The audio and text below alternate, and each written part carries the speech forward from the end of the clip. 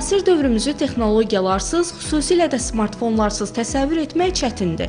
Bugün böyükdən kiçiyə hər kəs ondan geniş şəkildə istifadə edir.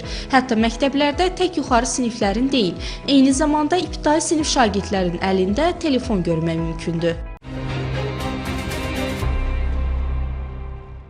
Xüsusi hallar istisna olmaqla ümumi təhsil müəssisələrində dərs prosesi zamanı ağıllı telefonlar, ağıllı saatlar, planşetlər və digər qurğuların istifadəsi tövsiyə edilmir. Ekspertlər isə deyir ki, ibtidai siniflərin smartfonlardan istifadəsi onlar üçün təhlükəlidir.